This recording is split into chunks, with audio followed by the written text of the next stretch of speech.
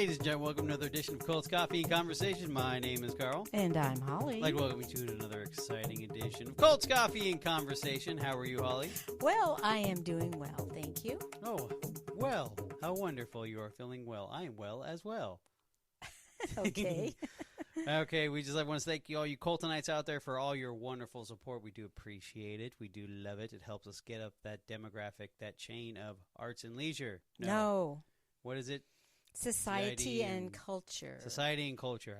I have a brain fart in regarding the whatever genre that we're in. I don't know why I want to say arts and leisure, but anyway. Maybe because of the newspaper I read. Anyway, doesn't matter. Yes, I still read the newspaper. Anyway, I did anyway for the third time. Okay, continuing on, all you Coltonites out there, once again, thank you for supporting us. Thank you for letting us know what you feel, what you want to hear about. Just like what we're talking about now, one of our Coltonites reached out to us and said, you know what, you need to do this. And guess what? We answered the call. Alrighty, so if you guys want to just kind of figure out where we're at Facebook fan page at Colts Coffee and Conversation. We have Twitter at ColtsCoffeeCon1. That is Colts Coffee Con1 on Twitter. And then we have cultscoffeeconversation.com, our lovely website. And, of course, we have the old email address at cultscoffeeconvo@gmail.com. But wait, there's one more thing. Holly, take it away. Yes, you get your smartphone and you record on your voice memo, and then you send it off to cultscoffeeconvo@gmail.com. All righty. Before we start talking about our cults and getting into our conversation about our cults, we must talk about our coffee because it is in our title. Yes, it is. Holly, what are you drinking? I am having a home brew today. It is a French roast Keurig with Italian sweet cream. I am having a concoction. It is, of course, the latte, but I added vanilla and caramel. So caramel, vanilla, because there's a little malty flavor to it, especially with the oat milk. Fantastic. Love that oat milk. Is it still back in stock?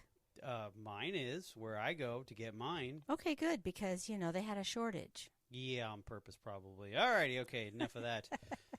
Just want to drum up the demand. All righty, here we go. So, real quick before we get into it, we are just doing a quick, small, teeny, weeny, eensy recap. We're talking about the Beatles, and we're talking about their dabbling into transcendental meditation. Yes, sir. Okay, we just covered half of it, so we're going to kind of finish the other half.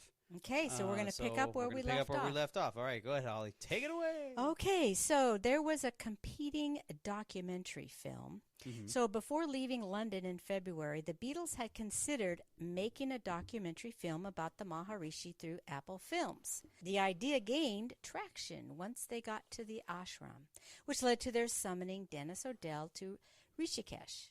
Together with Aspinall, he flew to India, intent on dissuading the Beatles from making the film. According to Cook-Tahara, the Maharishi gave the Beatles and Apple the rights for a film about him, his movement, and his teacher, Guru Dev. So it kind of sounds like they wanted to have the Beatles in it, but the Maharishi just wanted himself. Right. However, Charles Lutz, the head of the spiritual regeneration movement in the U.S., had already arranged with the Maharishi to produce a similar documentary with Paul Horn. In early April, Lutz arrived at the ashram to ensure that his venture was not jeopardized by the Beatles' interest. He signed a contract with Four Star Films, and John Farrow was scheduled to direct the film. Now, John Farrow was already there because Mia Farrow was his sister, and so they were there already. Right. Horn expected that Donovan, the Beatles, the Beach Boys, and Mia Farrow would appear in it. According to Mike Dolan, another of the TM students, when a film crew from the Lutz company Bliss Productions arrived later in April, Lennon and Harrison were, quote, more than a little pissed, unquote, and made a point of staying out of sight. Horn said that the arrival of the film crew was the catalyst for the discontent that resulted in the last two Beatles' premature departure from Rishikesh. Joe Muscat, who directed George Harrison's film Wonderwall, recollected the crew was led by producer Gene Corman, who pleaded with Joe Muscat to use his influence with Harrison and Lennon to ensure the Beatles' participation. Ah, all righty. Well, What's a cult without sexual impropriety? Okay. You know what I'm saying? Nothing brings a cult together like that. So before leaving the ashram, Mia Farrow told some of the other students that Maharishi had made a pass at her. Now, in her 1993 autobiography, Cook de Herrera said that Farrow confided to her before the arrival of the Beatles that the Maharishi had made a pass during a private puja ceremony by stroking her hair. Now, Cook de Herrera says that she told Farrow that she may have misinterpreted the Maharishi's actions. Now, Farrow's 1997 memoirs, only 4 years later, are ambiguous and describing an encounter in his private meditation cave when the Maharishi tried to put his arms around her. She also said that her sister Prudence assured her that it was an honor and a tradition for a holy man to touch someone after meditation. Okay, well, I would say that touching someone like on their head or shoulders, but hugging and certain other things are just sort of like testing the waters, perhaps? Listen here, it's an honor and a tradition, okay? And apparently that's exactly what it is. It's an honor and tradition for all these cult leaders to hug.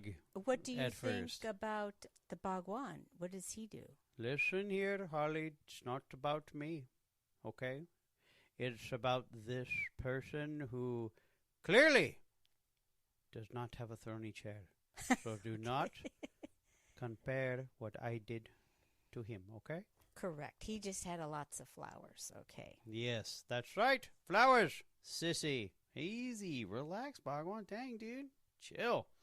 Now, Patty Boyd's account, it was the allegations of Maharishi's sexual impropriety that caused life at the retreat to go horribly wrong. Now, through Alex Mardaz's insistence, Lennon became convinced that Maharishi, who said he was celibate, had sexual encounters with one of the young female students. As reported by Brown, the woman was, quote, a pretty blonde nurse from California, who, Mardaz said, and engaged in a sexual relationship with the Maharishi. Now, Mike Dolan, a TM student, recalls that she was, in fact, a feisty school teacher from New York named Rosalind Bonaas, or RB, who was having an affair with Alex Mardaz.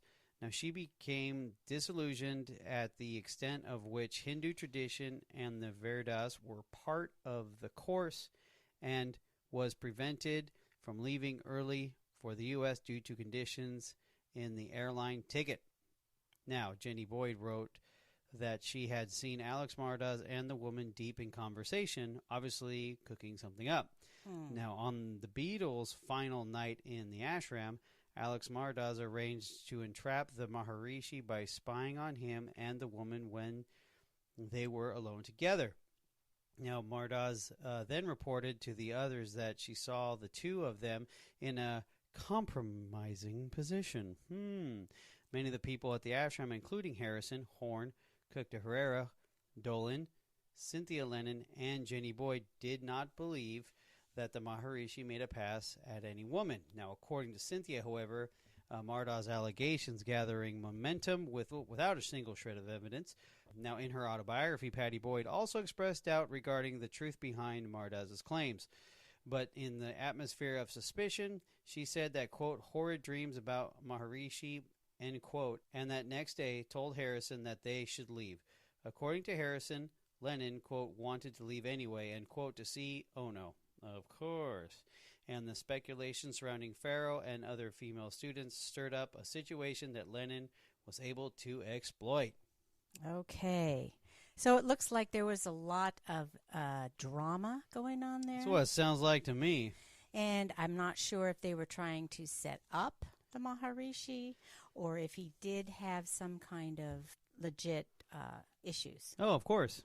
Of course. Okay, so now we have the infringements of the Maharishi ban on alcohol and recreational drugs. No wonder the Beatles wanted to leave. That's all they did, right? Pretty much.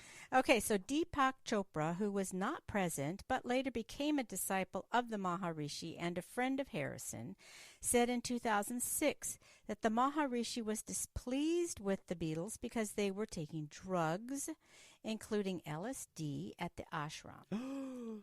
Members of the Beatles group also violated the Maharishi's no alcohol rule when they consumed hooch that Alex Mardas, whom Cynthia thought was not an active mediator, acquired from a nearby village and shared with the women. Harrison and Lennon did not imbibe and were highly critical of those who did. Now, Massat recalled that he himself arrived at the ashram with a small amount of hashish, which he shared with Lennon. In his autobiography, Donovan writes that when John Farrell arrived, he presented him with a large block of hashish that someone had brought into the ashram. Donovan took the block from Farrell's hand and threw it out into the Ganges. Ooh. Dolan, who stayed in a bungalow next to the one occupied by Alex Mardas and his girlfriend, Rosalind Bonis, said that Rosalind openly smoked hashish and he became used to the familiar smell of a very happy herb emanating from their room. According to Deepak Chopra, the departure of Lennon and Harrison was not of their own volition but at the request of the Maharishi, due to his disapproval of their entourage taking drugs. Now, the Maharishi lost his temper with them. He asked them to leave, and they did in a huff. So it's kind of like the purpose was supposed to be meditation, and now it's just like a vacation doing drugs and having... They turned into bougie rich people. Exactly. Like, I paid all this money to come here. I'm going to do what I want, when I want, and how I want to do it. Well, the other thing is I don't believe that stuff is legal in India. Probably not. And probably get worse jail time. Although in the United States in the 60s it was really, really bad. But, it was something that I'm sure the Maharishi didn't want to have the authorities come and raid his ashram. Pretty much. Because someone else got their ashram raided. Not the topic of conversation, Carl. Sorry. I don't know if it was for drugs. I think it was for... Doesn't matter. It was raided. Okay, all right, you win. Taxes. Not Holly. Don't talk about money. That was Sela. She did it. Okay, all right, whatever. It's over, dude. Alrighty, Lennon and Harrison's departure. Here we go. On the night of the 11th or the 12th of April, Lennon, Harrison, and Alex Mardas sat up late discussing the Maharishi and his decision to leave the next morning. In Brown's description, they argued that Harrison was, quote, furious at Alex's actions and did not believe a word of the allegations. In the morning, the Beatles and their wives left hurriedly, while Alex went to Dehradun to find taxis. Now, Lennon was chosen to speak to the Maharishi. Shock. Lennon described in the exchange in a highly emotional December 1970 interview with Jan Wiener of Rolling Stones, which was later published in the book Lennon Remembers. Shocking. When the Maharishi asked why they were leaving, Lennon replied, "If you're so cosmic, you'll know why." Ooh, okay, Lennon, I see you. Lennon recalled that his mind was made up when the Maharishi gave him a murderous look in response.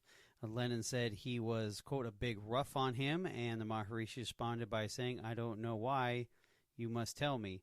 Now, according to Alex Mardas' 2010 statement, "John Lennon and I went to the Maharishi about what had happened. He asked the Maharishi to explain himself, and the Maharishi answered Lennon's accusations by saying, 'I am only human.'"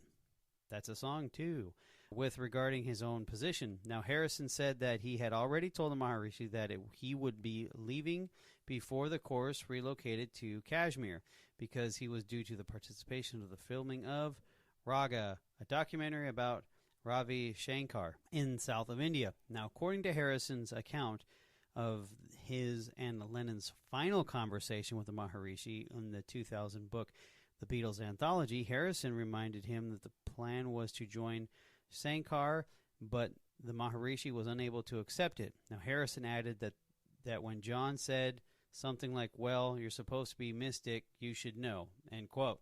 Okay, so while waiting for their taxis, Lennon wrote Maharishi, later retitled Sexy Sadie, in which he's saying, "Maharishi, what have you done? You made a fool of everyone. In a 1974 interview, Lennon said that they were convinced that the delay in the taxi's arrival was orchestrated by locals loyal to the Maharishi, and this paranoia was so exacerbated by the presence of the mad Greek, which is Alex Madras. According to Cynthia Lennon, when the group finally left the ashram, the Maharishi looked very biblical and isolated in his faith. Jenny Boyd later wrote, quote, "Poor Maharishi, I remember him standing at the gate of the ashram under an AIDS umbrella as the Beatles filed by out of his life. 'Wait,' he cried, 'talk to me,' but no one listened." He probably saw his money Go out walking the door. right out the door, okay? Because remember, He was supposed to get a quarter of a tithe. of the album, Out the of next a album. Swiss bank account. After leaving Rishikesh, the taxis repeatedly broke down, leading the Beatles to wonder if the Maharishi had placed a curse on them. The car that the Lennons were in suffered a flat tire, and the driver left them, apparently to find a replacement tire, but did not return for hours. After it grew dark, the couple hitched a ride to Delhi. They then took the first available flight back to London, during which Lennon drunkenly recounted a litany of his numerous infidelities to Cynthia. So the stress was so bad that he got like, drunk and he started talking. I'm sleeping with Yoko, Cynthia. Okay. Yeah, that's as far as I'm going. Harrison was not ready to return to London and face running Apple and the band's other commitments. In her autobiography, Patty Boyd writes, quote, "Instead, we went to see Ravi Shankar and lost ourselves in his music," unquote. Harrison said when he got dysentery in Madras that he thought it might have been due to a spell cast by the Maharishi, but he recovered after Shankar gave him some amulets, and that is, an amulet is a good luck charm. Now the aftermath and the impact on the Beatles. Now the Beatles' departure and split with Maharishi was well publicized. In Delhi, Lennon and Harrison merely told reporters that they had urgent business in London and did not want to appear in the Maharishi's film. Now, once reunited in the UK, the band announced that they were disillusioned by the Maharishi's desire for financial gain. Now, on May 14th, when Lennon and McCartney, accompanied by Alex Mardas and Derek Taylor, were in New York to launch Apple in the U.S. media, Lennon used his appearance on The Tonight Show to denounce the Maharishi. He told the host, George Garagiola, quote, "We believe in meditation, but not the Maharishi and his scene," end quote. And he also said that we made a mistake. He's human like the rest of us. On another occasion, McCartney said, "The Maharishi is a nice fellow. We're just not going to go out with him anymore." End quote. By the time he returned to London on April 21st, Harrison felt that he and Lennon were wrong in the way they had treated the Maharishi. In June, Harrison told reporters in Los Angeles that his dissatisfaction was centered on how the spiritual regeneration movement was, quote, "too much of an organization," end quote. Lennon's outspokenness was informed by the sense of personal betrayal he felt towards the Maharishi, and in his 1970 Rolling Stone interview represented a purging of his past, in line with the emotional effects of his recent primal therapy treatment under Arthur Janoff. In the interview, Lennon referred to a, quote, "big hullabaloo about the Maharishi trying to rape Mia Farrow or somebody and trying to get off with a few other women," unquote. And since 1968, the allegations concerning Farrow were rumored to be the cause of the Beatles' split with the Maharishi. Peter Brown, former Beatle manager, wrote in The Love You Make, first published in 1983, told for the first time what really happened in the ashram, challenging the widely circulated but incorrect story about Farrow. Reflecting in a 1980 interview, Lennon said he had been bitter after discovering that the Maharishi was human, just as he was, later about Jana for the same reason. These people are putting their faith in just human people, and then when they get too close, they see all the... You mean when they're in the inner circle, they actually see who actually the person really is? Yes. Oh, okay. So Lennon and Ono holidayed in India in late 1969, according to author Susan Shemsky, a TM devotee. Lennon sent a telegram to the ashram saying he was in Delhi and urgently wanted to see the Maharishi. As he and his secretary discussed the telegram, the Maharishi repeatedly claimed not to recognize the singer's name, and he shut down the conversation by stating, quote, "I do not know a John Lennon." Unquote. Ooh, baby.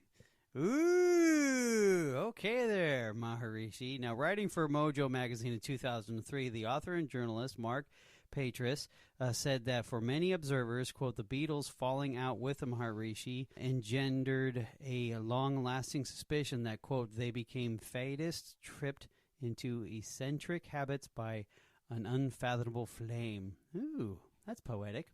And have been given up touring in 1966. The trip to India was the last time all four Beatles traveled together.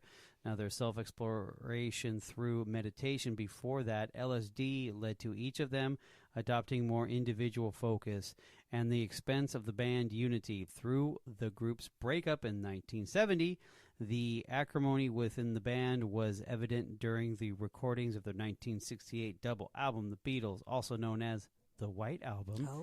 When they recorded many of the songs written in Rishikesh, adding them tense atmosphere after Lennon had left his wife. Ono became a constant presence from the start of the sessions and was viewed by other Beatles as an unwelcome intrusion into the group's dynamic. Now, author Nicholas Schaffner wrote in 1978 that following their return from Rishikesh, Lennon, Harrison, McCartney were, quote, three very different personalities who seldomly saw eye to eye anymore. He also said that the trio served as an almost archetypal cross-section of many young people who progressed from LSD to Indian spirituality during the late 1960s. Now, Lennon continued to drift from the unconventional self-awareness trip to another. Harrison intensified his interest by embracing Krishna consciousness. Krishna, sounds familiar. And then the Hare Krishna movement.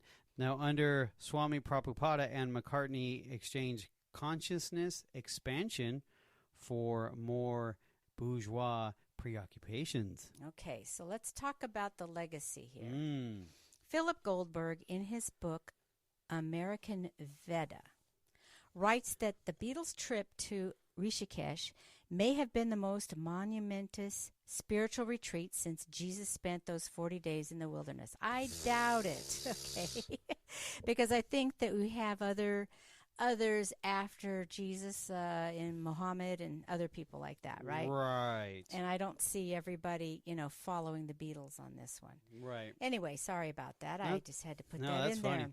It's funny how highly they think of themselves. Yes. Despite the rejection of the Maharishi, the Beatles generated wider interest in transcendental meditation, which encouraged the study of Eastern spirituality in Western popular culture.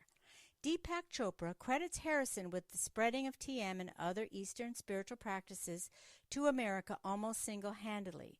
Spiritual biographer Gary Tillery also recognizes the Beatles, or more specifically Harrison, as having abruptly brought Indian spirituality to everyday awareness through their association with the Maharishi.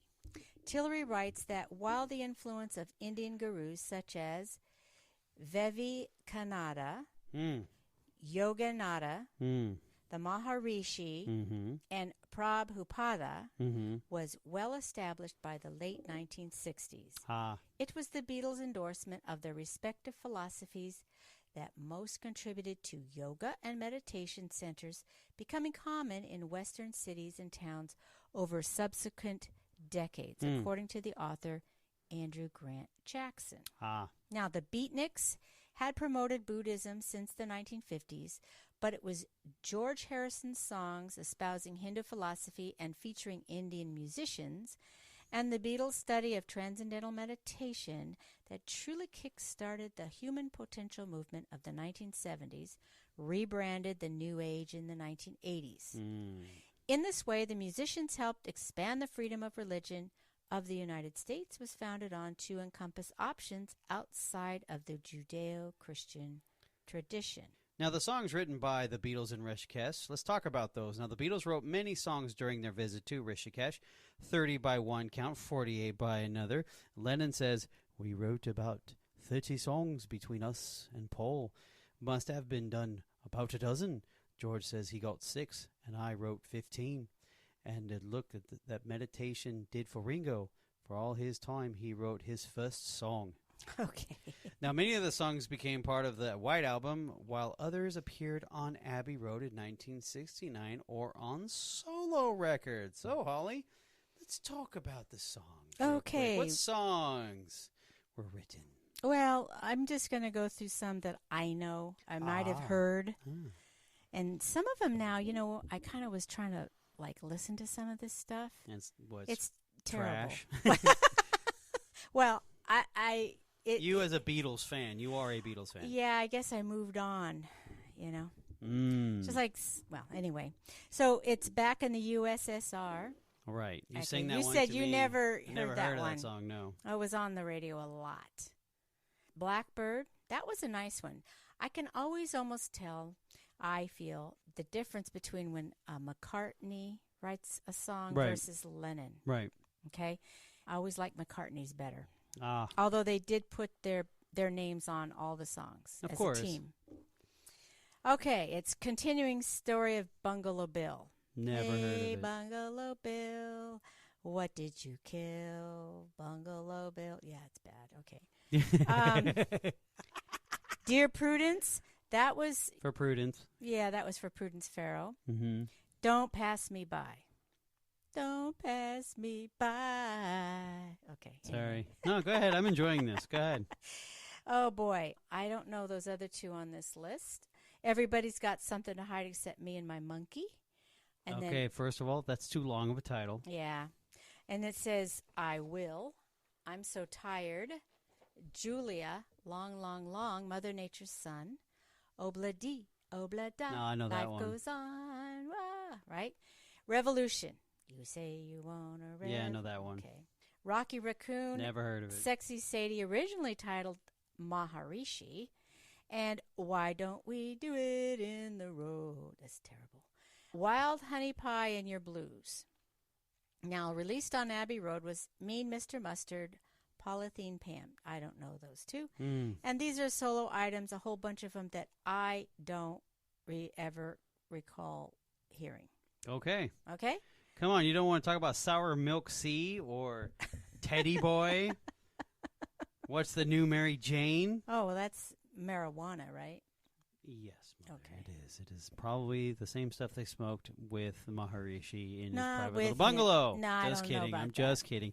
So the question is, Holly, is the Beatles a cult? I'm just kidding. Yeah, it could be. Gosh. Oh, especially back then, I'm sure their influence isn't heavy today. The only one living, well, Ringo, he's alive, and so is Paul McCartney. Yep. Okay. All righty. So this will do it for the Beatles All righty, section. we're done with the Beatles. We got a ways to go, Yay. don't Got a we? long ways to go. But, all righty, guys. Well, we hope you enjoyed it. Like I said, please feel free to reach out to us and let us know what you think. Thank you for all of your support. We love you, you Coltonites. You are amazing. And on that note, good night, Holly. Good night, Carl.